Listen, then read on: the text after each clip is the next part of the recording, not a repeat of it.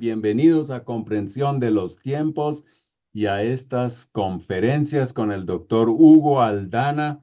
Vamos a estar escuchándole hablar acerca de cuatro doctrinas fundamentales en la teología. Y usted seguramente se pregunta, bueno, ¿cuáles son esas cuatro doctrinas fundamentales en la teología? Entonces estás aquí, querrás estar todo estos días escuchando estas verdades tan importantes que las tengamos en nuestro radar para de verdad pues movernos en la dirección correcta. Quiero antes de orar y darle la palabra al doctor Aldana, pues hablar un poquito acerca de él. Hugo Melvin Aldana Jr. es guatemalteco y un siervo polifacético, aleluya, apasionado del ministerio y de la enseñanza bíblico-teológica, y eso sí que me consta. Es ministro ordenado de la Iglesia del Evangelio Cuadrangular, ostenta una licenciatura en Ministerio Cristiano por la Facultad de Teología Internacional de Montebello, California, así como una maestría en Divinidades de Azusa Pacific University, también en el estado de Dorado. Es doctor en filosofía con especialidad en sociología de la religión por la Universidad Panamericana de Guatemala. Ha sido decano académico, instructor, profesor y conferencista internacional e interdenominacional. Es el editor general de la revista Comunidad Cuadrangular. Es el autor del libro Conformados a su imagen, que publicó Fosco Emissions Press, y yo recomiendo ese libro, acabo de leerlo y es fantástico, de verdad. Es vicepresidente de Relaciones Públicas del Consorcio de Seminarios de Latinoamérica, CONSELA, con sede en la Florida. Junto a su esposa Yanis Aldana, fundaron en mayo del 2020 el Centro de Fe Internacional de la ciudad de San Gabriel, California.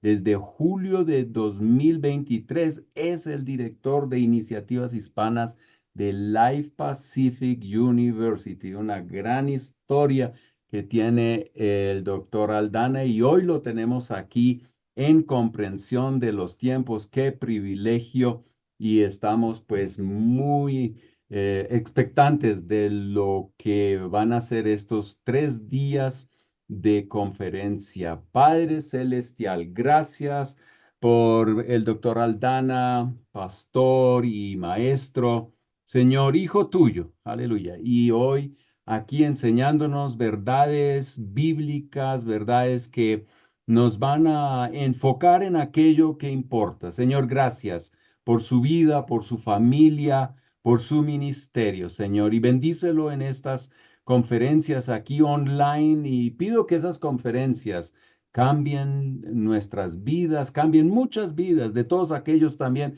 que en algún momento van a ver estos videos, Señor, y que tu nombre sea glorificado en todo. Gracias, Jesús. Amén y amén. Bueno, Pastor Hugo Aldana, todo tuyo. Qué alegría poderlo saludar y qué bueno poder ver al pastor Tremba. Gracias por esa apoteósica presentación y muchas gracias a la profesora María Garzón por invitarme, por otra vez traerme acá. Creo que quedaron, tal vez no los convencí con lo del pentecostalismo clásico, ¿verdad? Ahora vamos a hablar de otra cosa y me encanta poder participar de lo que ustedes hacen porque están tocando las vidas de muchas personas en todo nuestro continente y sobre todo de nuestra gente pentecostal que tanta necesidad tiene. Muy bien, entonces ya lista la presentación, vamos a empezar a hablar. Mis ponencias esta semana van a girar, tal como lo ha dicho el pastor Otremba, acerca de cuatro doctrinas fundamentales. No, no porque las demás no lo sean. Honestamente, los catecismos institucionales de las diferentes denominaciones varían en número de credos. Algunas tienen 16 o 12, dependiendo cómo sean conformados, 21, como es el caso nuestro, eh, y otras doctrinas que son, las tomamos como fundamentales, pero dentro de esas fundamentales y al nada más referirnos a fundamental, podría llegarle a alguien el otro nombre de fundamentalismo, ¿verdad? Que estamos hablando ya de una variación un poquito filosóficamente diferente de decir fundamental. Aquí por fundamental vamos a establecer que son cuatro pilares importantes sobre los cuales considero estriba o depende el resto de doctrinas. Y empezamos diciendo, ¿verdad?, que hay varias acepciones o entendimientos del término doctrina. Sin embargo, vamos a supeditarnos en esta ponencia y en las siguientes tres a lo que alguna vez el ya conocido escritor Justo González establecía como doctrina, que es la enseñanza oficial de un cuerpo, en este caso la enseñanza oficial de la iglesia, que lo que hace es que le da forma, coherencia y distinción. Cuando nosotros decimos que somos pentecostales, por ejemplo, estamos haciendo una clara distinción entre los que no lo son, ¿verdad? Y todavía cuando decimos pentecostales clásicos, todavía cerramos más y estamos supeditándolo a un grupo que piensa específicamente de una manera. Entonces, cuando hablamos aquí de doctrina, estamos hablando de esa enseñanza oficial que tiene en este caso, una denominación, una iglesia, que le va a dar la forma, la coherencia y la distinción. Justo González dice, todos los cuerpos sociales implícita o explícitamente tienen doctrinas, porque sin ellas serían como una masa amorfa, sin identidad ni propósito. Tristemente, parecieran palabras proféticas, ¿verdad? No, no positivas, pero es lo que pasa muchas veces con nuestro cuerpo de líderes y pastores e iglesia en general, que no tienen una fundamentación, y por esa razón es que son dados con mayor facilidad a caer en algunos desaciertos doctrinales. Y bueno, vamos a hablar de varias cosas hoy, de varias cosas. Por chocante que parezca, las doctrinas vienen desde la perspectiva humana. Cuando yo leí esto por primera vez, sí lo sentí chocante, pero es una verdad.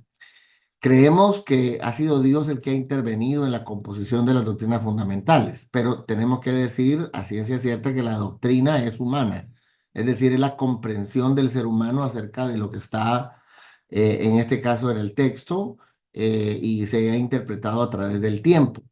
La doctrina viene siendo la conclusión de una iglesia que a través del tiempo ha venido pensando y fincando las doctrinas fundamentales de acuerdo con las escrituras.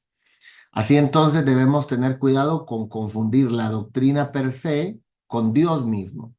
De ahí que el cuadrilátero doctrinal, que nosotros los pentecostales clásicos nos aferramos y hacemos teología desde la cosmovisión wesleyana, que tiene que ver con la Biblia, la tradición, la razón y la experiencia. Esos son cuatro fundamentos a través de los cuales vamos entonces a dirimir nuestra doctrina. Y eso es demasiado importante. Entonces, este cuadrilátero nos va a servir y nos sirve y nos ayuda a establecer las guías primarias que nos permiten fincar nuestras doctrinas.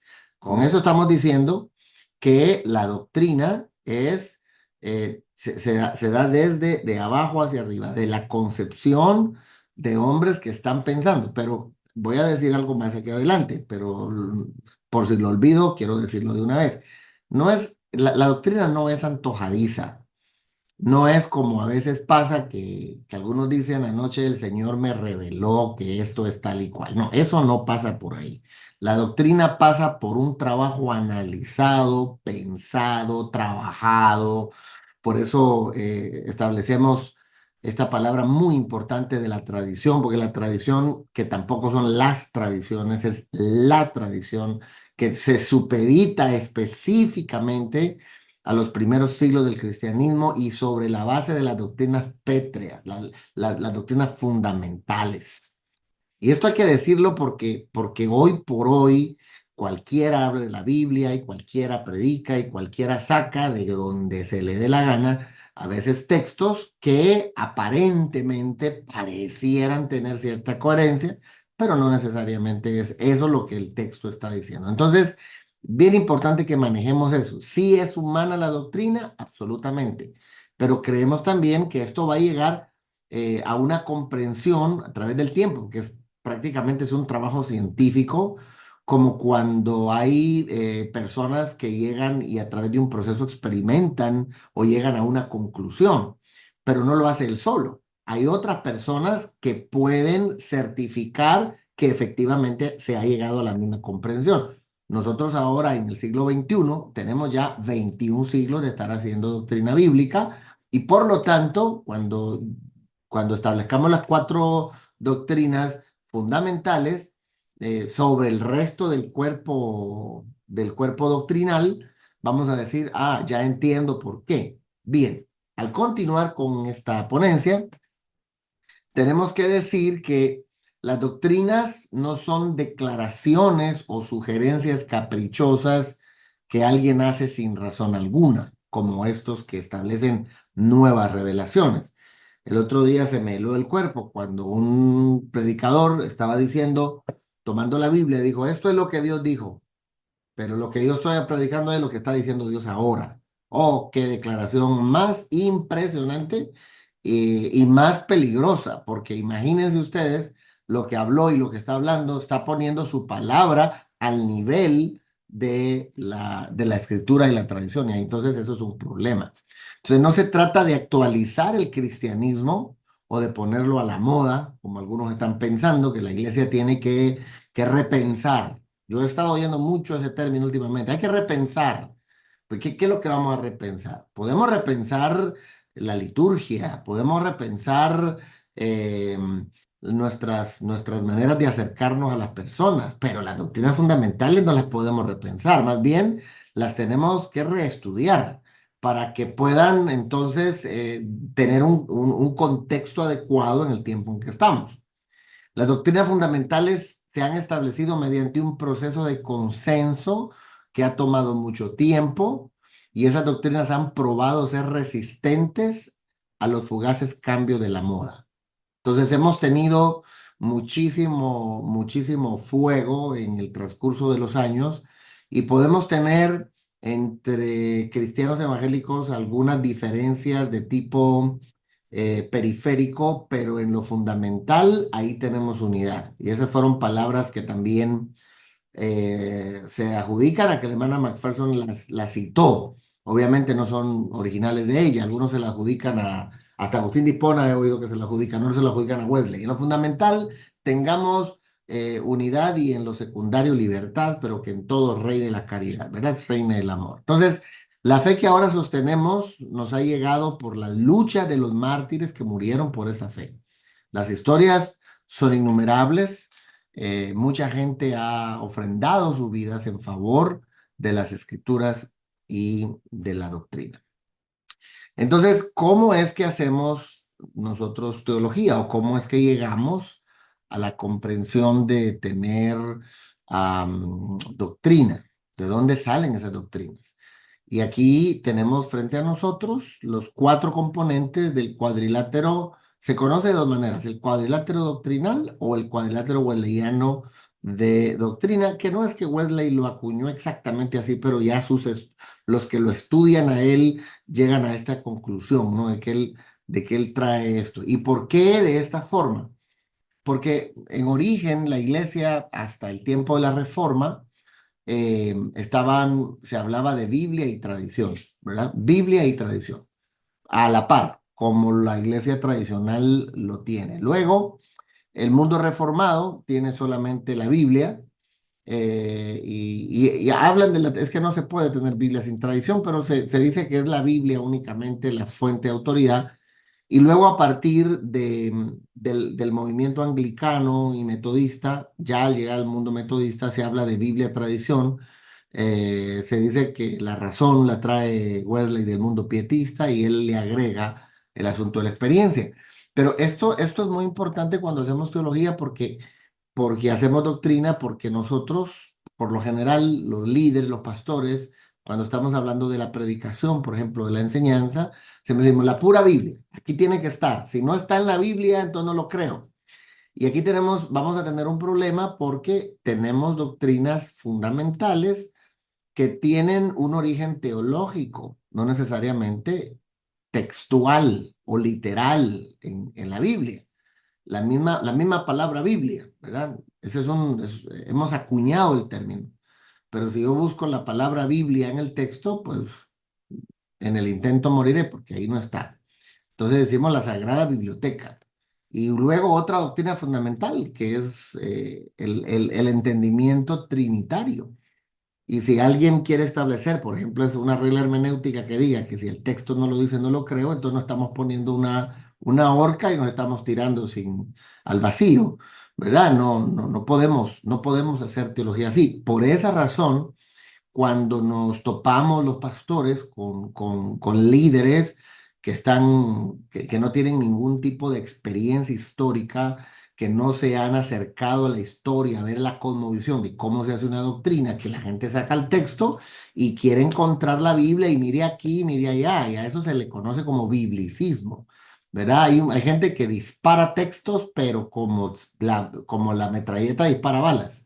¿Verdad? Un texto por aquí, uno de Apocalipsis, uno de los evangelios y otro de la poesía y el otro. Entonces, aquello se convierte en sí conoce la Biblia, pero no conoce cómo es que hemos llegado nosotros a poder acuñar las doctrinas, ¿verdad? Y luego, la razón es muy importante porque el prisma del tiempo es necesario. ¿De qué manera se comprende la doctrina desde su cosmovisión bíblica y cómo la doctrina viene, como hace un momento acabo de decir, viene pasando los años, los siglos, se viene fincando en el tiempo y viene pasando por muchos fuegos, viene pasando por muchas dificultades, pero la llevamos hasta el día de hoy. Y luego la experiencia, que es muy importante porque es cómo estamos viviendo la doctrina y la entendemos en nuestros días. Aún todas el cuerpo de doctrina, si habláramos, por ejemplo, de la conversión o del nuevo nacimiento, la manera en cómo se experimenta, no podemos institucionarlo, que porque yo lloré, todos tienen que llorar, o porque nadie lloró, alguien no lloró, yo tampoco tengo que llorar. No, la experiencia se vive de diferente manera. Y estas cuatro áreas son fundamentales cuando vamos a hacer doctrina. Y aclaro, la tradición se refiere a cómo se fincaron las doctrinas fundamentales en los primeros siglos y no necesariamente ver como alguien escuché el otro día que hablaba de la Biblia y las tradiciones, nuestras tradiciones. No, a eso no se refiere el cuadrilátero doctrinal. Se está refiriendo propiamente al asunto de la tradición, cómo se fincaron las doctrinas fundamentales por las cuales se dijo tenemos cristianismo. Entonces, de esto voy a ser más específico el día de mañana, pero eso es muy importante. Creo que nos ha quedado claro cómo nosotros hacemos doctrina o cómo hacemos teología. Bueno, pues llegamos a una parte muy importante porque tenemos nuestro credo. Este credo cuadrangular acerca de la escritura no es el único, obviamente. Las denominaciones por lo general tienen su credo de la Biblia, algunos más largos, el nuestro es un poco largo, pero básicamente cuando cualquier líder o cualquier pastor va a acercarse al credo, a cualquier credo, hay algunas palabras que son claves, ¿verdad? Son muy, muy claves. Y aquí nuestro credo, en la primera declaración, ya de ahí para adelante yo lo leo sin ningún problema, porque creemos que la Santa Biblia es la palabra del Dios viviente. Ya. Con esto estamos ya zanjando un gran problema que se está dando hoy, porque hoy se está hablando, como voy a presentar en un momentito, se está hablando de que la Biblia contiene la palabra de Dios. Y hasta se habla de una neoortodoxia, ¿no? Donde la Biblia se convierte en la palabra de Dios. Ya voy a explicarlo, pero en esta primera declaración es muy importante. La Biblia es la palabra del Dios viviente. Y luego añade, ¿verdad? Es verdadera, inmutable, firme, incambiable como su autor, el Señor Jehová, que fue escrita por hombres santos de antaño, conforme fueron inspirados por el Espíritu Santo, que esto viene casi literal del texto. Es una lámpara encendida para guiar los pies de un mundo perdido, desde las profundidades del pecado y miseria hasta las costumbres de hasta las cumbres, perdón, de justicia y gloria. Un espejo claro que revela el rostro de un Salvador crucificado, una cuerda desplomada para hacer recta la vida de cada individuo o comunidad, una espada de dos filos para redarguir de pecado y maldad, una cuerda fuerte de amor y de ternura para traer al penitente a Cristo, un bálsamo de Galaad con el aliento del Espíritu. Y esa expresión, yo la otra vez trabajé toda una clase hablando del bálsamo de Galaad, que verdaderamente es impresionante. Hoy no tengo tiempo para pasar por ahí, pero ya les voy a dar a todos los pastores y líderes una idea que pueden hacer.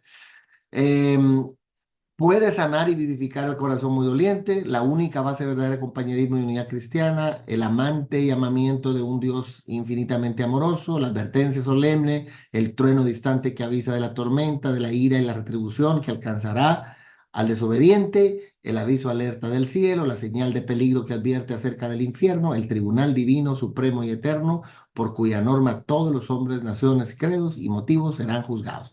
Es, nuestro credo está largo, honestamente está largo. Yo creo que es de los más largos entre todos los que he leído, ¿verdad? Porque hay algunos tienen tres, cuatro líneas, como creemos en la inspiración plenaria de las escrituras, por los cuales se entienden 66 libros 66 libros, 39 del Antiguo, 27 del Nuevo, y que tienen todo lo necesario para la salvación. Punto y aparte y pasan a otro credo. Pero no, el nuestro está amplio, como el español lo permite, ¿no? No, no, nunca lo he leído en inglés, no se me había ocurrido hasta ahorita, pero algo que nosotros podemos hacer.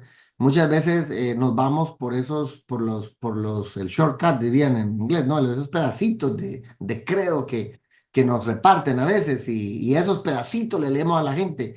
Caramba, aquí en este credo yo duré casi 3 meses enseñándole a mi congregación porque cada parte tiene una enseñanza profunda, pero la que hace la parte fundamental es la primera. La Biblia es la palabra de Dios. Esa es la que nos va a servir para armar la primera doctrina fundamental. La primera doctrina fundamental es la palabra de Dios. Y voy a decir de una vez las otras tres para que no se sientan así como que, pues, ¿qué pasó? Pero la forma en como he logrado comprender y que ha sido para mí muy, muy especial, sobre todo que hemos dicho ya que la Biblia contiene la historia de la redención. La Biblia no tiene otro propósito. El autor de la Biblia es Dios, pero el actor principal de su historia también es Él. Él es el que la inspira y él es el protagonista principal de toda la historia. Que eso es algo que cuando yo lo vine a descubrir es que me pareció a mí impresionante. Pero ese Dios que se revela con propósitos redentivos, ¿verdad? Se revela desde el Antiguo Testamento como un padre amoroso que hace todas las cosas, pero que traza un plan de redención en el cual la segunda persona de la Trinidad vendrá entonces a mostrarse en la economía de esa redención, siendo Jesucristo, y el Espíritu Santo como la tercera persona de la Divina Trinidad. Pero es que a veces nosotros vemos la Trinidad como una doctrina en sí misma, y la puede ser, claro que sí, pero hay una revelación progresiva de esa doctrina, de ese Dios que está amando al hombre. Entonces tiene un propósito completamente redentivo. Por esa razón, las cuatro doctrinas principales en las cuales vamos a fincar estos 3 días de ponencia son la escritura como la palabra revelada de Dios, Dios como la deidad eterna, pero desde una cosmovisión completamente evangelística. 3, Jesucristo como el Redentor, el Hijo del Dios eterno, revelando a su Padre, y luego el Espíritu Santo, que es ahora nuestro consolador, pero el gran ejecutor de ese plan de redención que está contenido en todo el texto.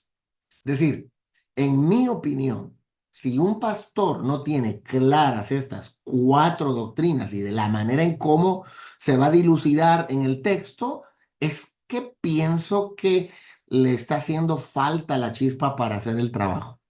¿Por qué razón? Porque no, diríamos como que no está cuajando, o cualquier palabra ahora, como que no se está comprendiendo en realidad la economía de la salvación o el texto desde el punto de vista de la cosmovisión, que es un texto que revela la redención del ser humano. Y a veces hay tantas historias bonitas como nos pasa en los evangelios, que predicamos mucho de los milagros, y a mí me encantan los milagros, creo en un Dios que sana, que hace todo, sí, pero cada parte del evangelio tiene un mensaje que es toral, que es determinante para entender el mensaje querigmático del texto, ¿verdad? El mensaje del querigma, la proclamación del señorío de nuestro Señor Jesucristo. Entonces, creo que cuando Pablo está escribiendo esta primera palabra que estoy diciendo ahora,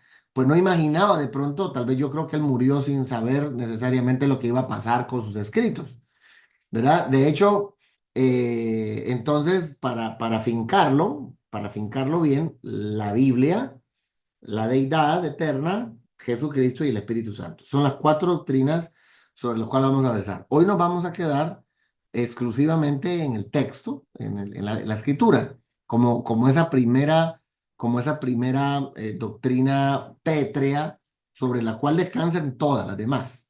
Toda la escritura es inspirada por Dios. Cuando se hace el trabajo de pronto de traducción, pues hoy nosotros estamos entendiendo que toda la escritura se refiere a los 66 libros. Algunos han propuesto que lo que Pablo estaba diciendo, que toda escritura inspirada por Dios es útil sin él saber necesariamente cuáles iban a ser los textos, porque la canonización de los textos es posterior aún a Pablo. Pero aquí en la escritura nos dice claramente cuál es la razón de ser de este bendito libro. Toda la escritura es inspirada por Dios, inspirada, exhalada por Dios. Y es útil para enseñar, para reprender, para corregir, para instruir en justicia. Otras palabras, las cuatro palabras claves ahí, que cuando nosotros abrimos el texto y vamos a enseñarlo y vamos a predicarlo, vamos a tenerlo con la idea primaria de educar, de formar. Gálatas 4:19, hijitos míos, por quienes vuelvo a sufrir dolores de parto, hasta que Cristo sea formado en ustedes. Efesios 4:13, cuando el texto está diciendo que la finalidad es que todos lleguemos a la estatura de la plenitud de Cristo, ¿verdad? Desde su inicio hasta su final, formación, una educación completa. Y a una vez la persona va recibiendo esa información, entonces se le puede reprender. Me sorprende que no está bien reprender a alguien cuando no se le ha educado. Una de las cosas que siempre me molestan a veces en el día a día es cuando a uno le llaman la atención por una regla que jamás le dijeron. Por ejemplo, usted se pasa por el pasillo y lo acaban de pintar, pero en ninguna parte dice que no lo pase. Y usted viene y se lo pasa. Y viene alguien adelante y dice, ¿por qué pasó el pasillo? ¿Qué no ve que acabas de pintar? Y dice, "Pues yo no he visto, ¿dónde está el rótulo?" Lo primero que uno pide. Entonces, miren la escritura. Puedo reprender cuando primero he formado, cuando he educado. Entonces puedo llamar la atención. Puedo reprender, puedo corregir. Decirle, hey, hiciste mal esto. Sí, porque primero te eduqué. luego te llamo la atención, luego te corrijo y el texto termina diciendo para instruir en justicia, para instruir en lo que es justo hacer. ¿Qué es lo que me va a dar a mí como resultado? Que todas las personas vamos a ser completos, y me encanta la palabra en el Nuevo Testamento perfecto, porque tenemos un poquito de problema con perfecto, porque desde la cosmovisión filosófica algo es perfecto cuando no tiene error, pero desde la cosmovisión teológica perfecto está completo, está maduro, funciona bien, a fin de que el hombre funcione, a fin de que el hombre esté maduro, a fin de que el hombre pueda él desarrollar sus destrezas y esté enteramente capacitado para toda buena obra. Esto es lo que, grosso modo, el texto va a decir, que la Biblia es su función primaria. Y luego el siguiente versículo, ya ahora hablando del apóstol Pedro, Pedro nos va a clarificar las cosas. Dice, miren, sobre todo tienen que entender que ninguna profecía de la Escritura jamás surgió de la comprensión personal de los profetas. Es decir, volvemos otra vez ahora a decir que el texto vino del cielo a la tierra, de Dios hacia el hombre, pero la doctrina surge del hombre en su comprensión acerca de Dios por los textos que tenemos. Entonces, no vino por iniciativa humana, al contrario, fue el Espíritu Santo quien impulsó a los profetas y ellos hablaron de parte de Dios. Y este es un buen texto para demostrar también que el Espíritu Santo es Dios, porque el otro texto dice que es inspiración de Dios y este texto dice que el Espíritu Santo fue el que impulsó a los profetas. Así que la escribieron humanos, pero vino de Dios. Dios, el Espíritu Santo, impulsó al escritor. Los hombres hablaron de parte de Dios desde su contexto, desde su cultura, desde su entendimiento, desde su mundo. Y tenemos como consecuencia en el texto, después de todo el proceso del Antiguo y Nuevo Testamento, áreas extraordinariamente para poder conversar, como los géneros literarios y todo esto que se ha dado. Así que nosotros los que estamos ahora leyendo recibimos el beneficio. Entonces, hoy viene una persona y lee el texto, o alguien quiere explicar el texto y empezar a hablar de la Biblia de un lugar y del otro sin tener el entendimiento de por qué es que lo tenemos, eso nos da serios problemas. Entonces, tenemos que comprender, para poder entender la palabra de Dios, tenemos que entender estos tres agentes, diría yo: Israel, la iglesia y el texto, ¿verdad? Tenemos ahora un texto, viene alguien y lo recibe y entonces la abre y le dice, mire, esta es palabra de Dios. ¿Cómo llegamos al entendimiento de que es la palabra de Dios? ¿Verdad? ¿Cómo es que lo sé? Y las otras posturas, y ahora quiero ahondar en lo que mencioné hace un momento, la Biblia contiene la palabra de Dios. Me sorprendía cuando escuchaba a una persona cercana decir, bueno, cuando habla el diablo en la Biblia no es palabra de Dios porque es el diablo el que está hablando. Cuando habla en Job, cuando habla en los evangelios, en la tentación, eso no es palabra de Dios. O Pablo diciendo, miren, esto no lo dice Dios, esto lo digo yo. Entonces, la Biblia contiene la palabra de Dios, que es como una inspiración limitada, ¿no? Dios inspiró única y exclusivamente lo que él quería, como las palabras proféticas. Vino palabra a mí de Jehová diciendo tal cosa. O lo que a las editoriales han puesto en rojo, ¿verdad? Como algo que habló Jesús. Entonces veo que cada vez hay mucha gente que oye ese concepto y que es bien fácil decirla, es bien fácil pasar de la Biblia es la palabra a la Biblia contiene la palabra. Y la neoortodoxia todavía dice la Biblia se convierte en la palabra de Dios. ¿En qué momento? En el momento que me sirve. Yo hoy estoy pasando un momento muy complicado y entonces abro la Biblia y al abrir la Biblia digo, aquí tengo este texto que dice que los que confían en Jehová son como el monte de Sión, que no se mueve, sino que permanece para siempre. En este momento este texto me sirve y por lo tanto se convierte en palabra de Dios y hemos llegado al punto que hemos convertido el texto casi en un amuleto, en toda la Biblia. Ven ustedes esa idea, esa tradición, no es la tradición, pero esa tradición de que la Biblia la tenemos en la entrada de la casa. ¿Verdad? Como que es una protección contra los malos espíritus y hemos llegado a cosas tan extremas como esa, pero poco el entendimiento de qué es el texto en realidad. El texto se abre cuando estoy triste. Es más, nos han hasta hecho el trabajo. Si estás triste, lee esto. Si estás contento, lee esto. Si estás pasando una prueba, lee esto. Y es que no es así. Bien, pero ese no es el fin primario del texto. Lo que, claro que va a servir para momentos difíciles. Yo la he leído y me ampara y me ayuda y me bendice, sí, pero no es ese el fin del texto. El texto tiene como fin enseñarle al hombre su condición de pecador y como vamos a terminar esta conferencia hoy, en breve, cuando la terminemos, vamos a ver qué es lo que se dañó y qué es lo que se restauró. Es decir, la Biblia tiene esas dos grandes partes, ¿verdad? Empieza el uno y 2 de Génesis, con todo era bueno en gran manera, y termina el 22 de Apocalipsis diciendo que todo se ha restaurado. Entonces, el devenir de la historia a veces como que nos perdemos un poco en el entender cómo es que las cosas se han hecho. Entonces, ¿qué significa para nosotros cuando afirmamos que la Biblia es la palabra de Dios? Estamos afirmando en el entendimiento de que los 66 libros del texto sagrado son inspirados, exhalados por la boca de Dios y por lo tanto todos los libros son palabra revelada. El Espíritu Santo ha supervisado que nos lleguen bien los textos originales y hablamos de eso otra cosa. Hablamos de los agiógrafos, los amanuenses, los que recibieron el texto originalmente, lo recibieron. Y entonces vienen algunos hoy a decir que bueno, esos no tienen error, pero las traducciones y esas ya no sirven, eso ya no es palabra de Dios. Y hemos de decirle a toda la gente que de pronto piensa de esa manera, que gracias a Dios por las traducciones, porque si no fuera por eso no supiéramos qué contiene el texto. Pero claro, hemos pasado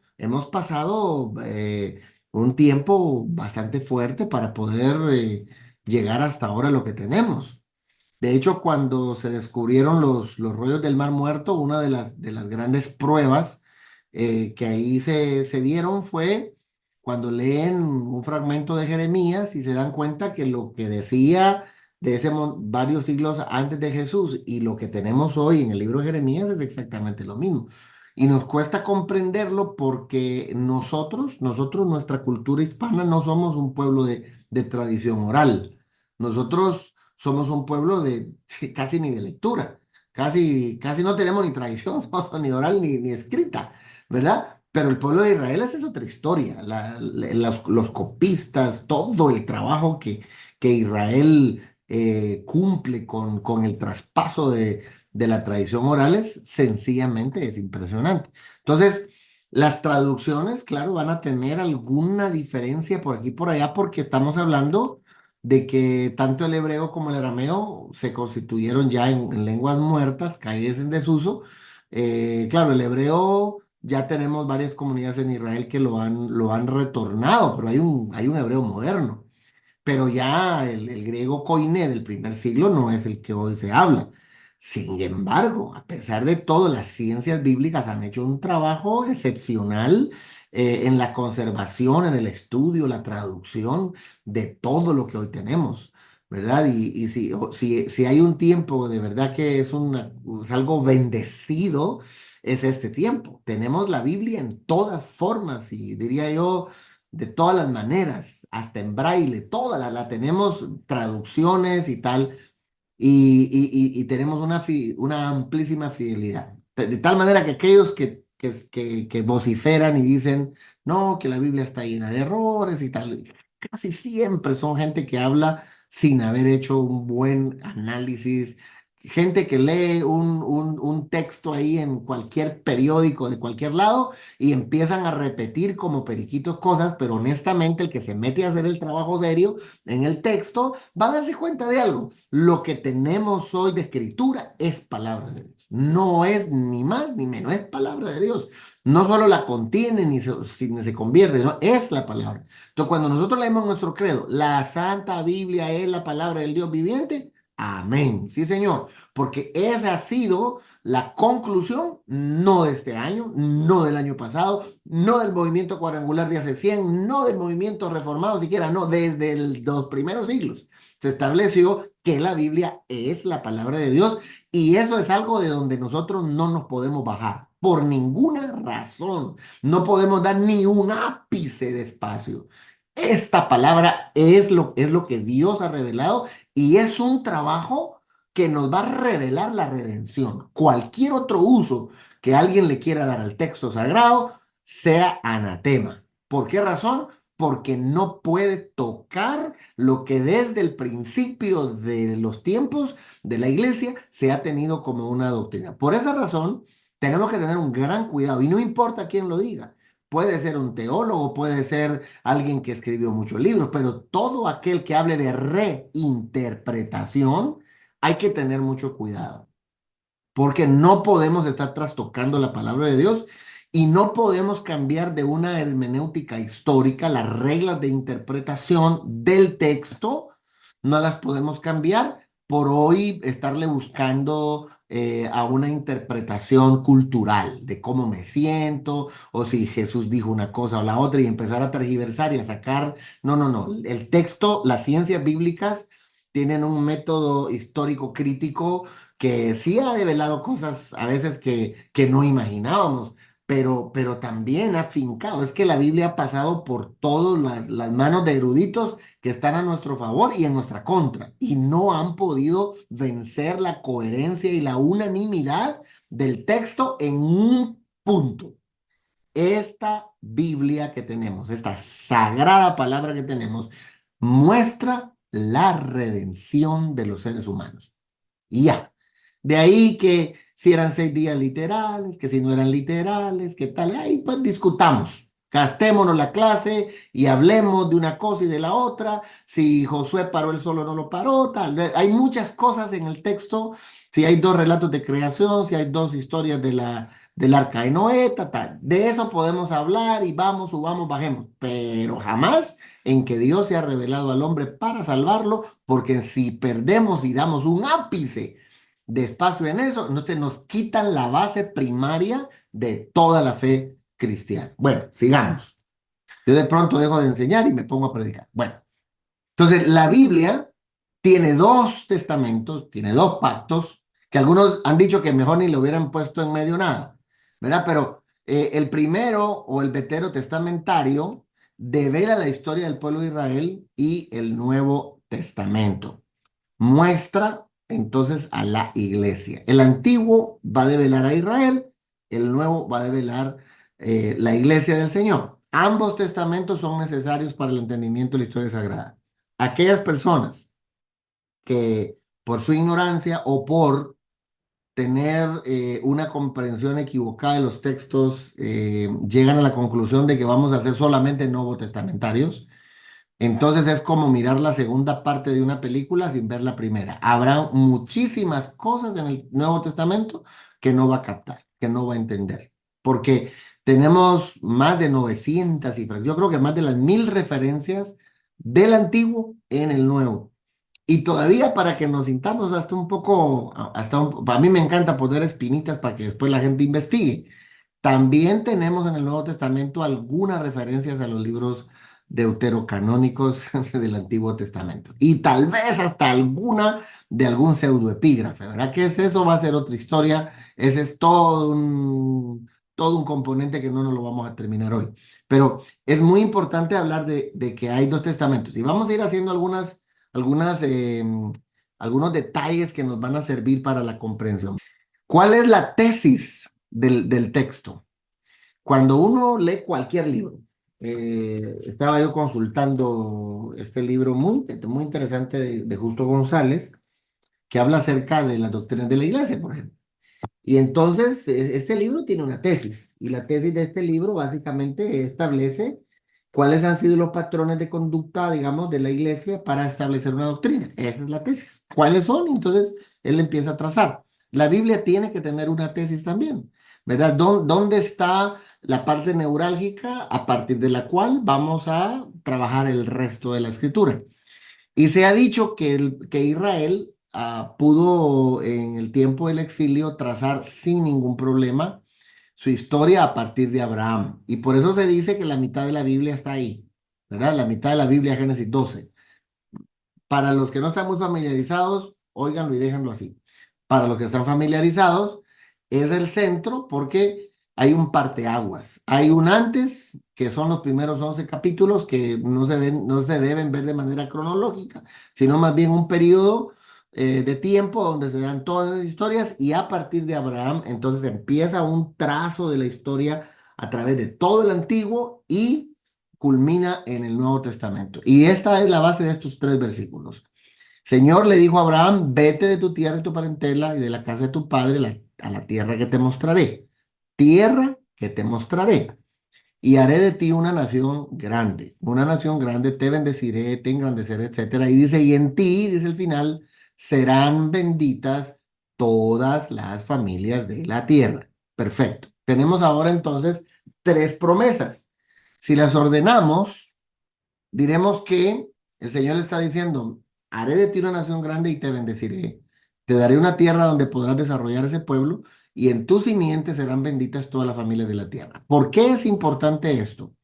Esto es altamente importante porque muchas personas no ven el Antiguo Testamento como una parte fundamental de la historia de la salvación. Dicen, no, me está contando unas historias ahí de un pueblo que existió, qué tal. Pero honestamente, el que comprende lo que ocurre en el capítulo 3, el 12, perdón, y los primeros 3 versículos, entonces va a comprender el resto de la historia del Antiguo Testamento y todavía se mete al Nuevo Testamento. Si alguien no lo capta, entonces va a empezar a leer historias. Le va a gustar las historias. Bonita la historia de Sansón y la historia acá y la historia allá, pero no le está tomando el sabor que el Antiguo Testamento tiene. De hecho, el Nuevo Testamento sin el Antiguo no se va a comprender de manera adecuada. ¿Dónde se cumplieron estas promesas?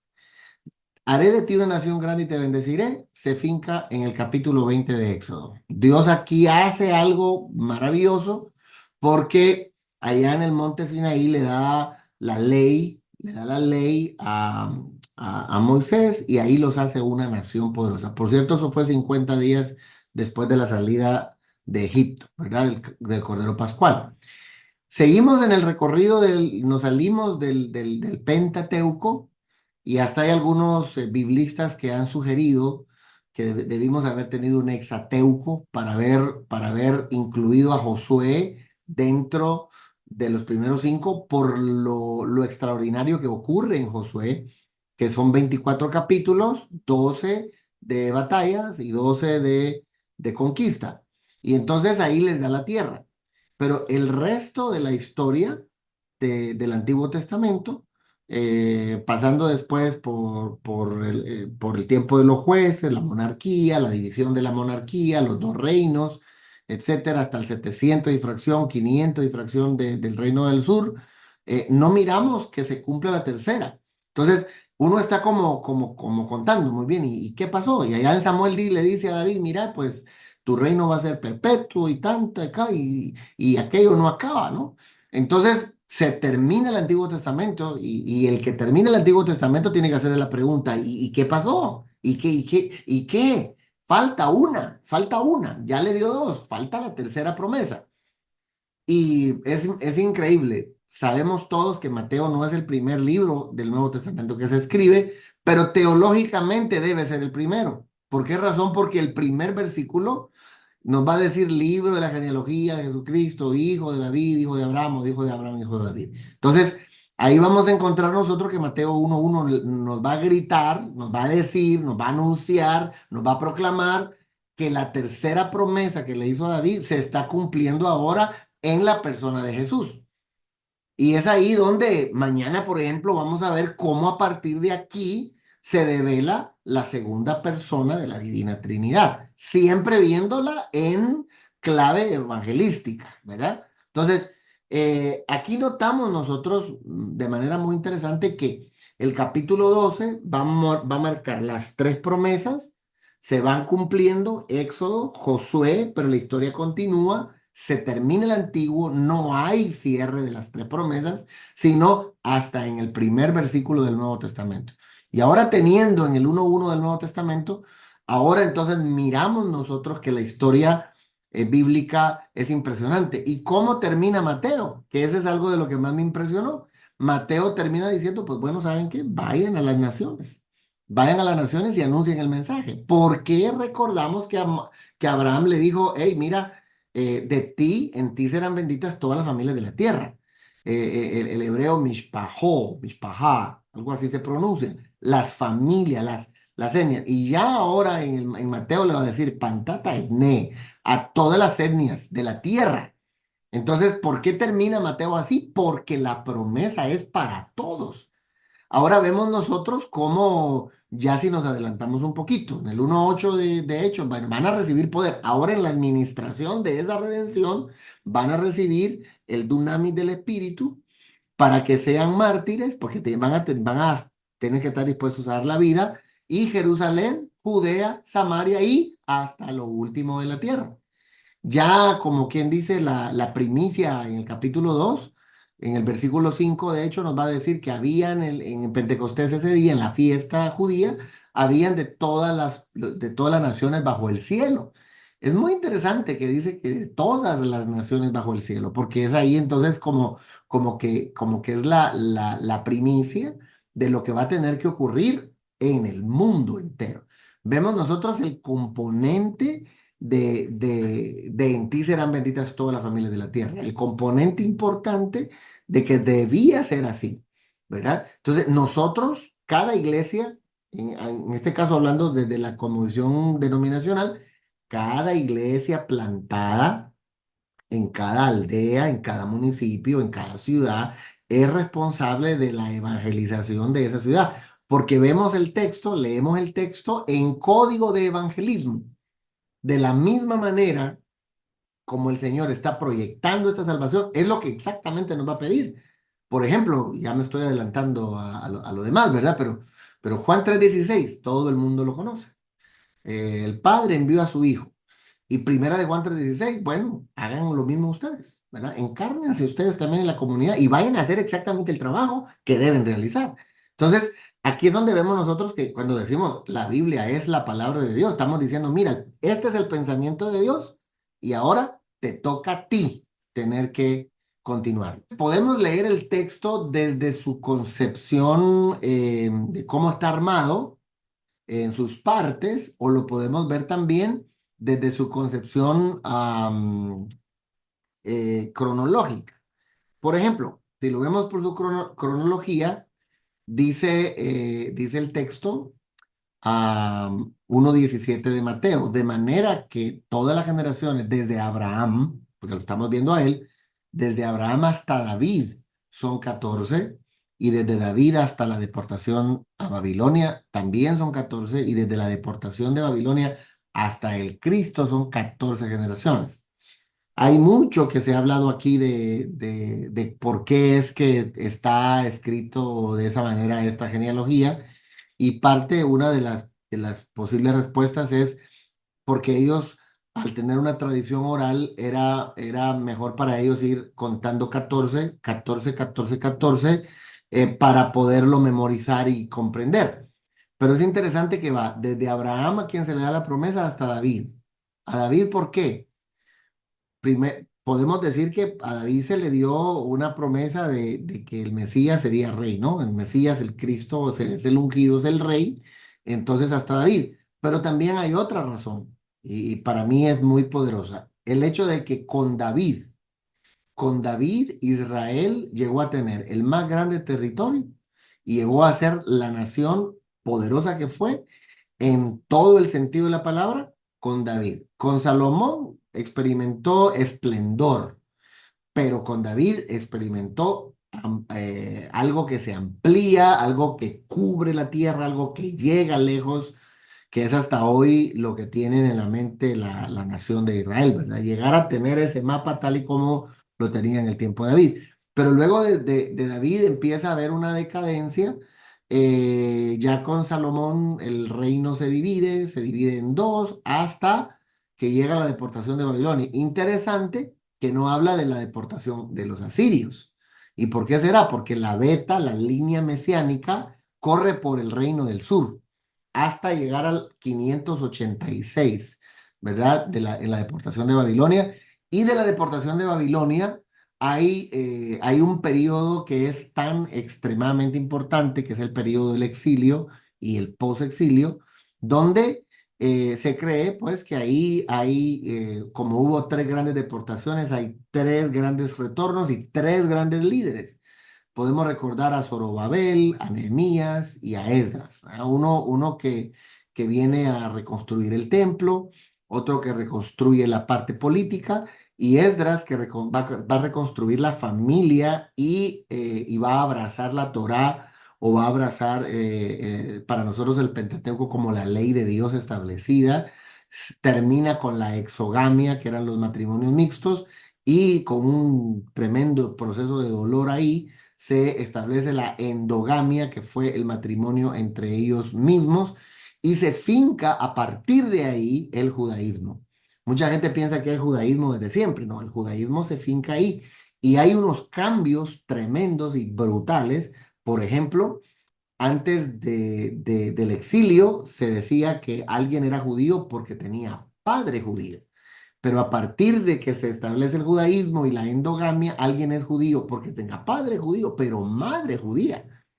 Ustedes van a poder corroborar cuando en la genealogía de Jesús se está diciendo fulano engendró a sutano, tal, porque Mateo lo va a empezar a partir de Abraham, porque es para una comunidad muy probable en Antioquía de Siria, les va a demostrar que Jesús es el Mesías, entonces parte de Abraham.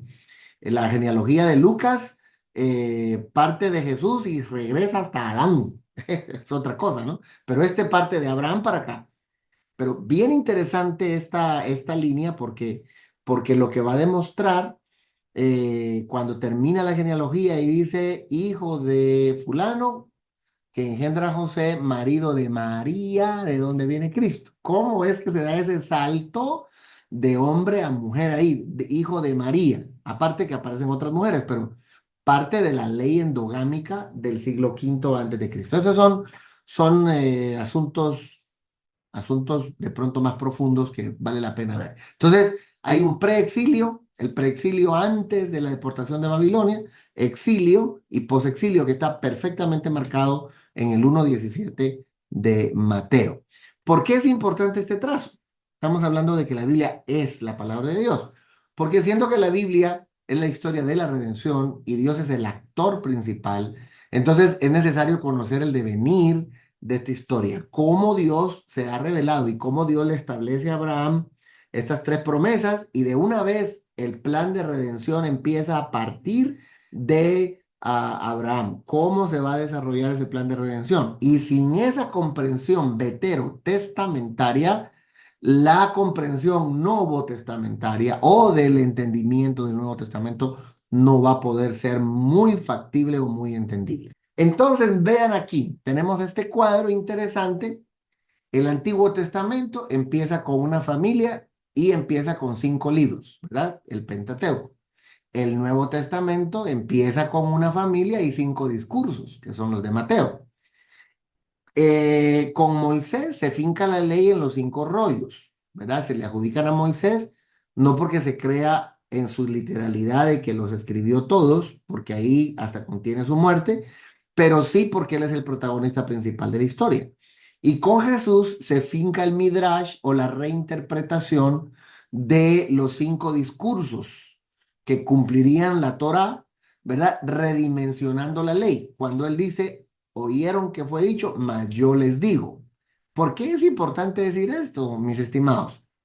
Es muy importante porque Jesús es la revelación del Padre, la revelación de Dios. Entonces, él le da una nueva dimensión a aquella ley que nos mostró a Jesús, ¿verdad? Ahora él dice, ustedes ya oyeron que fue dicho esto, pero yo les digo esto.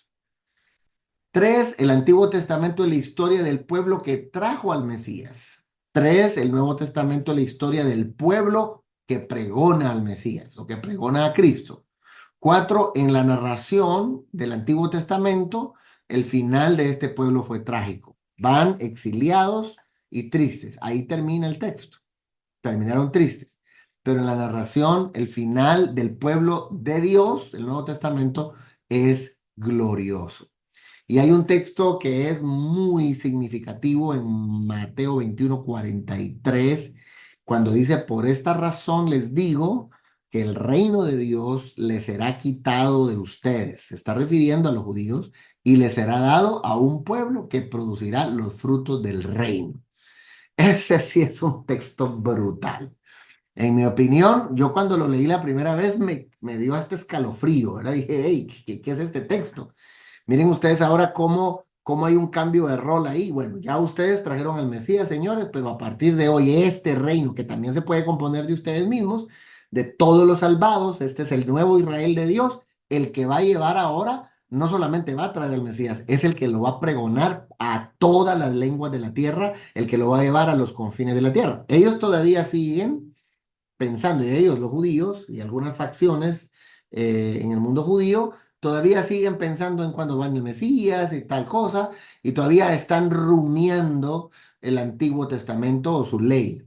Pero ahora nosotros vemos esta redimensión, este midrash, así se llama, este midrash de lo que pasa con Jesús, quién es Jesús, el que viene a revelar al Padre, pero no solo lo revela porque se le da la gana revelarlo, sino que lo está revelando con un propósito salvador. Es verdaderamente interesante y yo no me dejo, no dejo de estudiar esto porque cada vez me emociona más y me encanta hablar de este asunto. Entonces, algunos hechos importantes.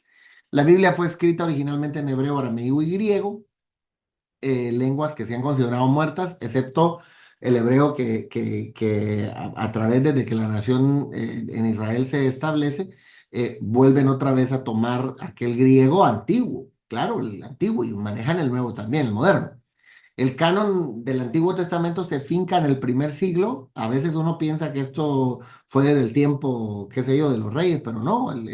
Se cree que fue en el Concilio de Jamnia, año 95, cuando el pueblo cristiano está emergiendo. Entonces ellos dicen, hey, nosotros vamos a cerrar cuáles son los libros de nosotros. De hecho, tuve la pregunta de un hermano de la iglesia tradicional la otra vez, me dice, ¿por qué ustedes los evangélicos usan el Nuevo Testamento como que ustedes hicieron el canon? Me dijo. Ajá, le digo, o sea, ¿quieres saber por qué? Le digo, lo usamos con el mismo derecho que ustedes usan el Antiguo Testamento, que no es de ustedes tampoco. Entonces, nosotros nos adueñamos de los dobles. Bueno, entonces tenemos que el canon del Antiguo Testamento podría haber durado hasta 4000 años para escribirse. Imagínense todas las historias y todo el proceso. Y uno rápido piensa en papel. No, esto trae tradición oral, luego tiene todo un proceso de cómo viene la escritura a través de la piedra. De hecho, ¿se acuerdan? Las tablas de la ley se las dio Dios en piedra, no se las dio en un iPad, ¿verdad? Que venía conectado ya de una vez a la red. No, para nada. Entonces, ha tenido que sufrir un proceso, luego las vitelas, las telas y cuánta cosa, los pergaminos, hasta que hemos llegado al día de hoy.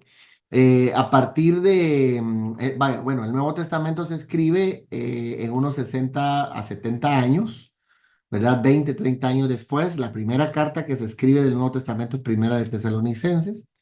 Y el canon se va cerrando como para el siglo cuarto. Y antes de que hubiera este canon, esto no fue que, como algunos piensan, que se sentaron algunos por ahí, unos líderes, y dijeron, ah, este. No, la verdad que este fue un proceso largo que creo que voy a hablarles un poquitín por ahí en un momento, pero la iglesia cree que se ha cerrado en el primer siglo el canon, aunque el canon se establece en el cuarto año, en el primer siglo los escritores hicieron su trabajo. A partir del siglo X, con Erasmo de Rotterdam, se establece lo que se conoce como el Textus Receptus, que es el texto de donde generalmente se traduce el texto, la palabra de Dios. La primera traducción del texto fue la Septuaginta, que vino del hebreo al griego, y que algunos dicen que fueron 72 escritores y lo hicieron milagrosamente en unos días. La historia devela que no fue necesariamente así. Tenemos hoy una Septuaginta llena de momentos de traducción. La primera traducción del texto entonces fue la Septuaginta. La primera Biblia en español surge en 1569 por Casiodoro de Reina y esa Biblia originalmente se le llamó la Biblia del Oso. Y posteriormente en el año 1602, Cipriano de Valera fue el que vino a hacerle la revisión a Casiodoro de Reina y se llamó la Biblia del Cántaro. La Biblia del Oso se le llamó porque en la portada tenía un oso comiendo miel, ¿verdad? Y en la Biblia del Cántaro porque brotan ríos de agua viva. Así se le llamó. La versión más famosa del texto en español que tenemos es Reina y Valera. Y hemos establecido entonces que así nos ha llegado el texto a nosotros y nosotros hablamos mucho del canon bíblico y el canon lo que fueron reglas, canon viene de vara de medir o requisitos o requerimientos o cánones y entre los que son más conocidos, entre otros, es que para que fueran parte del canon tenía que haber sido escrito por apóstoles o haber sido influido por apóstoles. En el caso del libro de Marcos, que fue el primer evangelio, y el libro de Lucas, pues no se sabe que ellos no fueron apóstoles, pero con la casi seguridad de que Pablo influyó en Lucas y que Pedro influyó en Marcos. Entonces se le dio cabida a que ellos fueran parte de los cuatro evangelios. Tenía que tener ortodoxia, es decir, que los líderes principales de las iglesias, los padres de la iglesia, se le llama así a los discípulos de los discípulos, citaron estos libros, avalaron estos libros, hablaron de ellos, tenía que tener el elemento de la universalidad, todos de acuerdo con las doctrinas principales, es ahí donde se va fincando la tradición y debían contener evidencia de alta moral y valores espirituales. Esto es, grosso modo, lo que el canon del Nuevo Testamento se dio y se dio a partir del segundo, del tercero y el cuarto siglo. ¿Y saben por qué hubo canon? Porque hubo uno primero, de nombre Marción, que dio un primer canon y quería quitarle todos los judíos. Entonces la iglesia dijo, no, no, no, no, espérense, espérense. ¿Cómo, cómo, cómo? No, no, no, así no es. Entonces empezaron ellos, se tuvieron que sentar. Sí, fue un proceso largo. Si alguna vez usted oyó que Pablo se reunió con Pedro y con los discípulos y que dijeron, estos son los libros, esa historia es una historia completamente ficticia. No fue así. Pablo murió, murieron los apóstoles, quedaron los discípulos de los discípulos, ellos citaron estas obras y entonces Marción luego surge diciendo que había un canon, quitándole todos los judíos.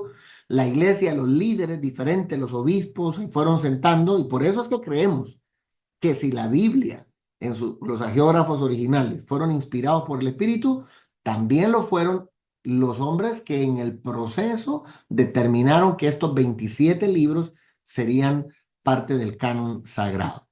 Esto es interesante. No creamos que la Biblia nos vino con capítulos y versículos. Eso no fue así. Usando la Reina y Valera del 60, el texto tiene 1189 capítulos con una totalidad de 31.100 versículos. El Antiguo Testamento corresponde en 965 capítulos y 23.146 versículos. Del Nuevo Testamento, 264 capítulos y 7.957 versículos.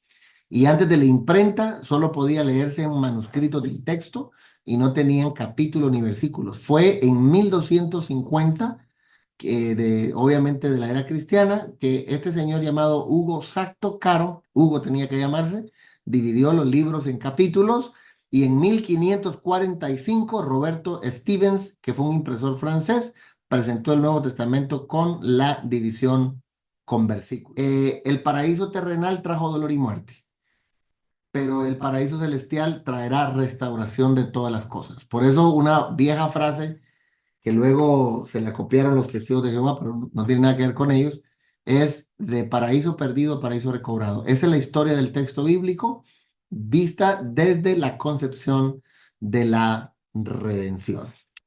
Muy bien, paro acá. Gracias, gracias, doctor Aldana. Ahora sí creo que nos despertó más el hambre por la palabra de Dios. Eso sí, de verdad, Qué bueno. siempre hay algo que uno puede aprender y hay cosas siempre nuevas. Yo sí tengo algunas preguntas me surgieron ahí mientras estaba hablando.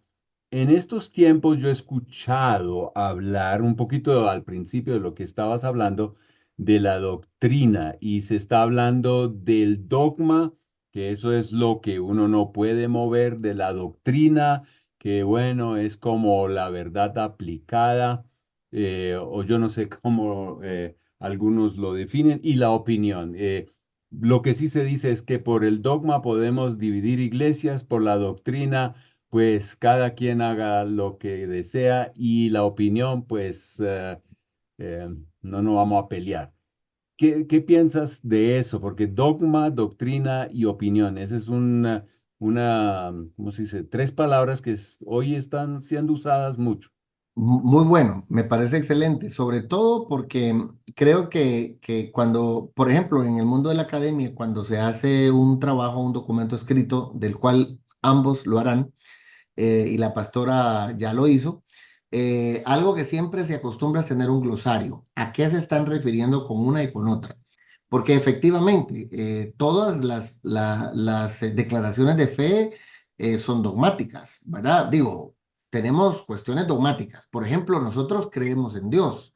Si alguien viene y nos dice que no existe, pues bueno, aunque hoy desde la concepción filosófica algo existe cuando llega a ser. Entonces, si alguien dice que Dios no existe, yo le puedo decir que amén, porque Dios no existe, sino que es desde antes, ¿verdad? El que era, el que es y el que será. Ahora, yo no me voy a mover de ahí. Creo en que Dios existe y si alguien no cree, pues entonces partimos de ahí. La doctrina de Dios la podemos estudiar, cómo se ha revelado, etcétera, pero no me podría mover de una fe, porque tanta fe necesito para no creer como para creer. Entonces, me voy a fincar en el dogma de la existencia de Dios, ¿verdad? Algunos podrán creerlo o no. Entonces, la parte dogmática es esa que no puedo doblar. La parte doctrinal es esa que puedo estudiar. Cómo Dios se ha revelado. Ahora, opiniones. Caramba, ahí sí tenemos un montón y generalmente, creo que lo dije en algún momento, mucha gente le gusta opinar porque tiene boca, pero muy poco informados, muy poco han estudiado las cosas y entonces por eso llegamos a veces a comprensiones equivocadas. Pero sí, si en el glosario entendemos dogma como aquello por lo cual, por ejemplo, el sacrificio de Jesús es vicario por nosotros. El Ujú. sacrificio de Jesús, yo no puedo negociarlo. Yo no puedo decir que Jesús fue menos que Dios en la cruz del Calvario. Y ahí sí, el que piense y crea diferente, yo no lo puedo seguir. Puedo estudiar cómo se reveló Jesús, cómo vino Jesús.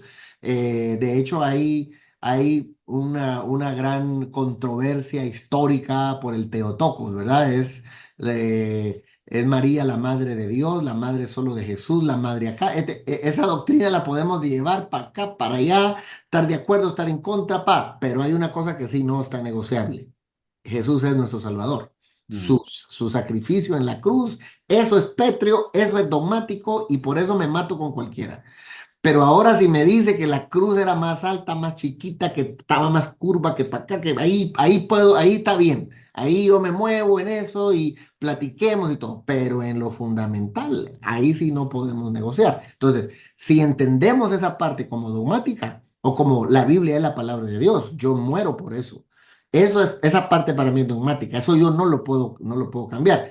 Ahora, si vamos a decir que si las traducciones contienen algún error, que no contienen error, ¿qué tal? Eso yo lo podemos manejar, ¿verdad? Para los que creen, no, mire, si nos equivocamos, la traducción aquí no fue exacta, esto y tal. Esos puntitos de doctrina, de la enseñanza general del fundamento, podemos tener alguna manera de sortearlo, pero nunca lo petro. Y otros que tendrán opiniones fundadas o infundadas, pues todos tienen libertad de hablar, pero lo pétreo, lo fundamental, eso sí, será dogmático.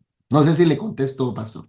Sí, no, yo creo que vale la pena aclarar esto porque vamos a estar escuchando, yo he escuchado un video que me compartieron, llega y habla sobre el dogma, la doctrina y la opinión, y yo sé que también en nuestros medios este tema se está gestionando y es en cierta manera yo creo que algo nuevo en cierta manera que aparece ahí porque no se ha discutido mucho en cuanto a definirlo y ver dónde está cada uno de esos términos. Exactamente, y lo decía al principio, no sé de cuántos lo han visto, pero es bastante lamentable que a veces estos artículos de fe se estudian únicamente cuando se saca la licencia, Mm, ¿verdad? Pero la iglesia en general no conoce la doctrina de la iglesia, y sino que, y no critico que nos den unos enunciados pequeños, está bien, ¿verdad? Si lo que queremos es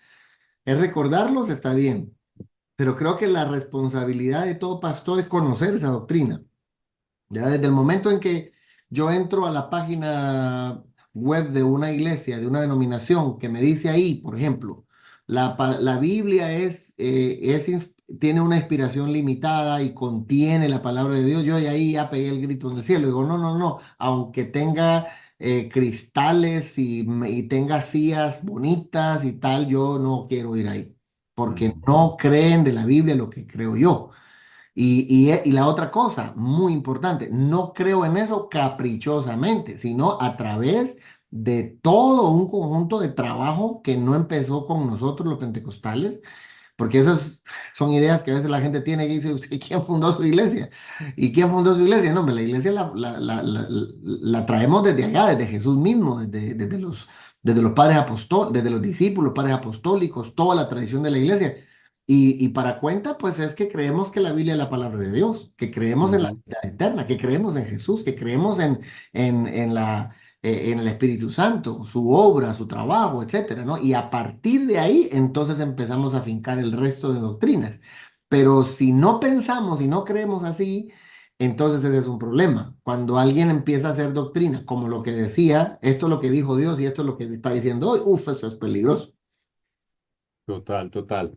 Bueno, usted usa mucho la palabra fincar, y está en el libro suyo también, yo tuve que buscar Fincar, la, sí, entonces, establecer, sí, establecer. establecer, exactamente, es una palabra que yo no había escuchado y yo sí sé lo que es una finca, pero fincar, ya eso sí era otro tema. Pero chévere, el otro punto que escuché, no sé si lo escuché bien, la Trinidad que se revela progresivamente. Sí, Ok, entonces podemos hablar de dispensaciones, porque eso también es un tema que en nuestra región se está también hablando mucho y prácticamente hoy en día se dice, bueno, es el espíritu y bueno, Cristo como que se empalidece y el Padre pues a veces desaparece. Entonces ¿puedes aclarar un poquito esto? Muchas gracias por esa pregunta, porque de verdad que ahí a mí se me ponen calientes las orejas cuando oigo eso, ¿verdad? Cuando escucho que estamos, como que Dios es el Espíritu y lo demás no importa. No, el Espíritu Santo viene a administrar la redención del Padre. Es el corazón del Padre el que se está satisfaciendo. Y sí, podemos hablar de dispensaciones porque en el sentido de la revelación progresiva de Dios, estamos bajo la administración de, ¿verdad? El Padre se revela, los tres, mañana vamos a tratar la doctrina de la Trinidad, pero los tres son eternos, ¿verdad? Tenemos que empezar desde su trabajo de sus atributos, pero el Padre se revela primero, aunque no significa que no estén los otros. De hecho, a estudiar un término que nos habla de esa unidad en el Antiguo Testamento. Pero luego es el Hijo el que va a aparecer en escena, ya en el Nuevo Testamento. Y después de eso, el Espíritu Santo que aparece en escena. Entonces, toda aquella persona que piense o entienda que el Espíritu Santo es amo y Señor en el sentido absoluto, y que ahora el hijo ya no tiene sentido, o el padre, como sí pasa. Y por eso, por ejemplo, en la himnología que teníamos originalmente, ¿verdad? Santo, santo, santo, Señor omnipotente, ¿verdad? Estábamos cantándole al Padre, al Hijo, al Espíritu Santo como la deidad eterna. pero ahora la mayoría es el espíritu, el espíritu, el espíritu, el espíritu, como que Ujú, el espíritu está haciendo un trabajo sin ser enviado por el Hijo, sin ser enviado por el Padre, como que fuera sí, algo completamente aparte. Y creo paralelo. que eso es algo que en nuestra teología debe enfatizarse, que no estamos nosotros hablando de solo el Espíritu Santo, porque ahí Sí, caeríamos como lo solo Jesús, ¿verdad? sí, Solo, sí. bueno, que ellos hablan de una modalidad más que de tres personas independientes, pero sí, me parece muy puntual lo que dice porque sí lo oigo constantemente y tan solo un estudio adecuado de la Trinidad va a quitar ese problema. El problema de fondo que yo he encontrado aún, y ahora lo puedo decir porque no estoy hablando de nadie en particular, a mí me ha tocado que mentorear a algunos para licencia de la iglesia y se quedan conmigo ahí en la Trinidad. Pasé con un pastor 3 años hablando de lo mismo y nunca me lo pudo definir y yo nunca lo dejé pasar. Y decía que qué malo que era, ¿no? Pero es que este amigo va a explicarle a la iglesia, no importa si son 5 o son 1000. Y si no sabe explicar, por eso es que la doctrina es concepción humana, desde la concepción de nosotros, lo que la Trinidad es. Y solo me dice que es misterio, que es misterio, que sí, pero ¿cómo se ha revelado en el texto? ¿De qué manera interactúan? ¿Cuándo los tres? ¿Cuándo solo? Etcétera, etcétera. Si no saben poder definir esto, estamos en problemas. Entonces, para algunos el Espíritu Santo, hasta hoy, ustedes oraréis así, Padre nuestro que estás en los cielos. Es al Padre que se va a orar. ¿Verdad? Ujú, Y se ora en el nombre de Jesús. Y luego ujú. oigo que los pastores oran y dice en el nombre del Padre, del Hijo y del Espíritu Santo. ¿Cómo vas a orar en nombre de la Trinidad? Le estás pidiendo al Padre en el nombre de Jesús y el Espíritu Santo intercede con gemidos indecibles. Otros, oh Espíritu Santo, venimos. No, pero está bien, yo sé que Dios nos tiene misericordia. Pero si fuera un maestro así estricto como una ancianita que yo tuve en la escuela, no, no, no. Para esa oración, vuelvo a empezar a orar. Ya me estuviera lleno decimos en Guatemala, de camorra, ¿verdad? Porque empezamos, Señor Jesús, pero ¿cómo le vas a orar al Señor Jesús? Le oras al Padre en el nombre de Jesús. Y algunos usan la fórmula trinitaria, es para todo, hasta para orar por un pastel de cumpleaños, ¿verdad? O sea, no le atinamos, no le atinamos. Y esto es responsabilidad de todos, de los supervisores, de los teólogos, de toda la gente. Esto es responsabilidad de todos el poder fincar una doctrina que se entienda, porque por eso es que no se entiende la Trinidad, porque no la trabajamos en el contexto de la salvación, sino que como un Dios desconocido, completamente desconocido. Bueno, entonces mañana nosotros vamos a estar muy, muy atentos a lo que vas a decir acerca de la Trinidad. Pero una última pregunta, y no le he dado la palabra, Pastor Juan Marcos, aquí, pero después de escucharte y yo dije, wow, yo voy a leer otra vez mi Biblia y voy a ponerle atención. Yo puse ahí en mis notas Génesis 12, 1 al 3, el bosquejo de toda la Biblia. Así es. Y yo dije, ahí se desarrolla como Hechos 1:8, el bosquejo de Hechos, pero como sea. ¿Qué le recomendaría al común y corriente que pues posiblemente nunca va a un instituto o una universidad? Está en la iglesia, lee su Biblia, ama a Jesús. ¿Qué le recomendaría en cuanto a la lectura de la Biblia? ¿Cómo leerla para no caer en error o llegar y dejarse estafar por algunos que presentan algo tan elaborado, pero que no está basado en la verdad doctrinal? La verdad es que ese es un gran desafío el que tenemos, ¿no? Lo que yo soñaría es que cada pastor tenga la oportunidad de formarse con lo mínimo. Lo máximo nunca se alcanza porque pasamos toda la vida estudiando, pero con lo mínimo de comprensión para esos feligreses. Creo que debemos consumir la literatura sencilla que nos lleva a la comprensión de estas cosas.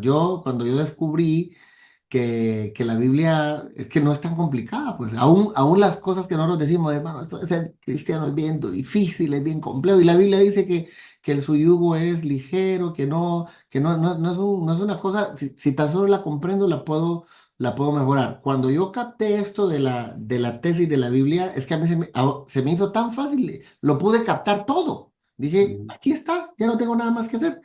Entonces algunos le dicen, empiece por Juan, empiece por Mateo, empiece por acá. Yo creo que necesitamos un estudio sencillo. Por esa razón fue que escribí este librito. Y ya usted que lo empezó a leer se da cuenta que está escrito muy sencillamente y varias de las cosas que yo he compartido hoy están precisamente acá, ¿verdad? Pero si no tenemos nada, gracias a Dios por este recurso de comprensión de los tiempos actuales, porque esto les puede dar una cantidad de recursos y de muy buenos profesores que han venido acá a hacer exposiciones que nos llevan hacia una comprensión de la fe lo mínimo.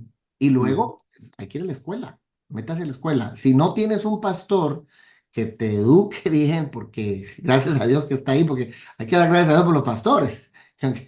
Como le digo a unos de los míos aquí, le digo, bueno, hoy enseñaste menos herejía que la semana pasada, pero gracias a Dios que estamos ahí parados, estamos enfrente dándole. Pero si no tenemos muchos recursos, este es un buen recurso, ¿verdad? Este sería un buen recurso. Y ojalá pudiéramos hacer llegar todas estas herramientas a todo el pueblo, Pastor Otremba, es tan necesario. Sí, bueno, gracias a Dios por las posibilidades que existen hoy. Hace años eran videos beta o VHS y todos, Sí, y uno a uno copiados y llevados en maletas a diferentes lugares, pero hoy podemos viralizar la sana doctrina. Pastor Juan Marcos, no lo he dejado hablar, así que coméntanos, ¿qué te llevas? Bueno, muchas gracias. Muy buenas noches a todos. Gracias, Hugo, por todo de esta noche. Quería preguntar por encimita, de alguna enseñanza que ha salido en tiempos recientes que realmente viola este cuadrilátero. que la Biblia contiene la palabra de Dios, viola el cuadrilátero, que la Biblia se convierte en la neortodoxia que se habla, viola completamente el cuadrilátero, porque no ven la Biblia desde su cosmovisión, digamos, trinitaria evangelística, sino que la ven como un libro que le ayuda a salir de sus problemas actuales. Pero no ven el texto desde del propósito que tiene, ¿no? Bueno, gracias. Y si puede explicar biblicismo, Ese es un buen punto. eh, El biblicismo es tomar la Biblia y sacar textos para absolutamente todo, ¿verdad? Aunque no tengan necesariamente que ver con lo que están hablando. Eh, por ejemplo, y ese es un ejemplo muy fácil. Cuando vamos a hablarle a una persona y le decimos, mire, estamos en el culto y solo llegaron tres. Bueno, donde dos o tres están congregados en mi nombre, ahí estoy yo. Ese no es el sentido de ese texto. Lo que ahí está hablando es de solventar problemas. Si estamos nosotros con problemas con alguien, pues llame a uno o dos y donde dos o tres estén en mi nombre, y estoy ahí. Entonces estoy usando un texto que no tiene que ver con el culto, pero lo estoy usando para eso. Podemos estar usando los textos de manera equivocada. Por ejemplo, sacar de los salmos o de los proverbios, decir, miren, la sabiduría es una persona que anda con nosotros siempre, porque aquí dice que la sabiduría clama por las calles. Eso es biblicismo. O estar sacando textos por cada cosa que veo un texto cuando el texto no necesariamente se refiere a algo. ¿Verdad? O como el amor todo lo puede y como el amor todo lo soporta, pues entonces que se deje golpear la señora todo lo que tenga que dejarse golpear, porque la Biblia dice que todo lo aguanta, dice, todo lo soporta, entonces que soporte, pues eso no es lo que dice el texto. Eso es biblicismo, usar textos bíblicos a diestra y a siniestra sin un sentido realmente exegético. Gracias. ¿Y qué piensa de Rema, Logos, ese contraste que has recibido una Rema? No, yo tengo es Logos ¿cómo ve eso? Yo respeto eso por eso que un texto me puede hablar a mí hoy, absolutamente, que algo me hizo clic, absolutamente, pero no lo puedo despojar de su sentido original. Es decir, nuestro problema mayor es que no tenemos en la iglesia actualmente un estudio realmente exegético del texto, sino que lo hemos usado mucho de manera devocional. ¿Verdad? Entonces nos hace sentido, cierto texto nos bendice. Yo estoy hoy muy preocupado y los que confían en Jehová son como el monte de Sión que no se mueve, sino que permanece para siempre. A mí me sirve eso. Hoy sentí que esto fue una palabra de Dios para mí. Y claro que puede ser palabra de Dios para mí, pero si yo veo que este salmo corresponde a una parte especial del Salterio y cómo todos los salmos están divididos en 5 himnarios que cumplen la Torá, entonces yo puedo saber cuál es el significado oficial o digamos la cosa primaria. Pero usar rema, lo he visto que a veces hasta bien. Le voy a contar uno. Está el pastor ahí predicando y va a Pedro, ¿no? Y dice, miren, aquí dice la escritura, humillados pues bajo la poderosa mano de Dios, etcétera. Entonces él dice, la mano tiene 5 dedos y los 5 ministerios son apóstoles, pastores, profetas y maestros. Es decir, recibí un rema de Dios y ahora esto es lo que Dios le tiene a la iglesia. Ahora usted está bajo mi responsabilidad y pa. Eso dice el texto. No, señor, eso no es lo que dice el texto. Bueno, gracias. ¿Y qué pasa con los rollos del Mar Muerto? ¿Siguen analizándolos Se ha hecho mucho trabajo en eso y la parte súper buena es que lo que toca, porque en los rollos del Mar Muerto no solo habían cuestiones bíblicas, habían otros libros también. Y la parte de la Biblia, del Antiguo Testamento, no han encontrado hasta el día de hoy nada que haga diferencia entre lo que tenemos y lo que estaba ahí. Esa es la parte genial. Porque muchos cuando lo encontraron dijeron, vaya, ahora sí, vamos a ver. Pero gracias a Dios, en ese sentido los copistas en Israel han sido sencillamente extraordinarios. Nos cuesta a nosotros captar un poquito de su tradición, hablando ahora como pueblo, porque nosotros no la tenemos, pero honestamente no, una bulla mundial, pero nos querían asustar con el petate del muerto, dicen en mi país. Pero no pasó nada, gracias a Dios. El texto está íntegro, nítido. Las diferencias, una coma, un punto, pero es normal cuando se pasa de un idioma a otro. Acordémonos, por ejemplo, que el hebreo original no tenía vocales. Entonces la forma de pronunciar era completamente distinta a lo de hoy. Pero no hay cambios. Eso es lo extraordinario. Que hay diferencias en versiones, sí hay diferencias que han habido desaciertos en las traducciones, también han habido desaciertos en las traducciones, pero eso no le quita en lo más mínimo que el mensaje central es lo que es, ¿verdad? Y no hay cambio en eso. bueno, como no lo tenemos todos los días a preguntar, ¿qué cree en cuanto a la creación de los 6 días o era de mucho más tiempo?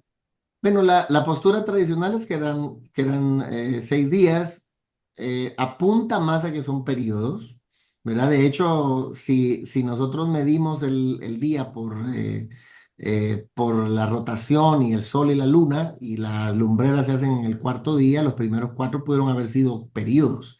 De hecho, entre el capítulo 1 y el capítulo 2 de Génesis, lo que tenemos ahí son 2 poemas de la creación. En uno dice, por ejemplo, que Dios hizo una cosa primero al hombre de cierta forma, el otro que el varón y hembra los creó y se han sacado 5 de ahí. Pero en cuanto a la creación, mi manera de verlo es que no me hace, yo creo en un Dios que puede hacer las cosas en 6 días de 24 horas, pero si no fue así, tampoco lo veo como problemático. Red Letter Christian, el cristiano de la letra roja, que las Biblias salían Ah, con los dichos de Jesús. ¿Qué hay? detrás de eso o no hay nada, No hay nada, no hay digamos, nada. doctrinal? No hay nada No, doctrinal. no hay nada doctrinal. Algunos se han tomado eso para decir, esa es palabra de Dios. Pero honestamente él tampoco escribió nada. Jesús no escribió nada. Y no escribió nada no porque no se le dio la gana, es que los rabinos principales, ninguno escribió nada. Todos fueron los que estaban con ellos los que escribieron las cosas. O sea, Jesús se comportó como un rabino de primera línea. Hay una O, preguntita aquí, yo no sé si quieren que la conteste. Dice, cuando se habla sobre el legado apostólico donde Pedro es la roca, ¿podría aclarar esa declaración cuando Jesús dice, solo esta roca estableceré mi iglesia? Y de esta interpretación surge el dogma dentro de la comunidad cristiana. ¿Podría aclarar en plan? Eso es bien sencillo. La Iglesia Católica sigue diciendo eso, pero ahí es donde nos importa mucho la tradición. Ningún padre apostólico, ni uno solo, no hubo consenso entre ellos que tal cosa se declarara como Pedro la Roca, ¿verdad? Es más, la misma escritura dice que la piedra angular de este movimiento es Jesús, y Pedro mismo lo dijo. Así que la declaración, que es una piedra enorme, es: tú eres el Hijo de Dios, porque ahí está la economía otra vez de todo el texto. Tú eres el Hijo de Dios, el Hijo del Dios viviente, eres el Cristo, eres el Mesías. Esa es la declaración, esa es la roca, Ujú. ¿verdad? No es Pedro la roca. Si Pedro fuera la roca, pues y que toda la historia que cuentan de él, toda la historia que cuentan de Pedro, yo creo que el mismo Pedro no se va a sentir contento con todo lo que dicen que hizo, porque no lo hizo. No hay hasta hoy un historiador serio. No, no me refiero a los de la tradición. Ellos van a decir que los de la tradición católica, ellos le ponen hasta qué número de calzado tenía Pedro, pero honestamente no se puede ni siquiera asegurar que Pedro estuvo en Roma. Y aún si se asegurara, qué casualidad que cuando Pablo le escribe la carta a los romanos, al mentado apóstol no lo menciona, nada. O sea, el hombre no estaba ahí, por esa tan sencilla razón. Entonces, es Cristo la roca, el fundamento de nuestra fe. Y eso es bien sencillo quitarlo cuando uno va al idioma original y dice, esta es una piedrita y sobre esta gran roca, la declaración que has dado, al punto que le dice, no te lo reveló ni carne ni sangre, sino mi Padre que está en los cielos. O sea, mira, Pedro, acabas de decir una tan grande que a vos no se te pudo haber ocurrido, Pedrito. Y en el mismo capítulo después, cuando le dice que va a ir a Jerusalén y que no sé qué, y aquel le dice, no, que no se te ocurra, mira, le dice, apártate de mí, Satanás. En el mismo capítulo lo levantó y al rato le está dando los golpes. No, Pedro lo amamos y todo, pero él no es la roca, es la declaración que dio. Así tan sencillo. Bueno, gracias, gracias, doctor Aldana, gracias, pastores Pablo, pastor Juan Marcos. Qué lindo escucharlos y escuchar la conversación y toda la enseñanza. Qué bendición. Y bueno, pues seguimos adelante y seguimos creciendo y seguimos aprendiendo y profundizando en la palabra de Dios, y no se nos olvide que es importante la doctrina y creer las bases fundamentales de la doctrina. Entonces, comparta este material con otros, bendiga a otros y propaguemos el mensaje, más cuando vemos que aquel día se acerca. Dios les bendiga.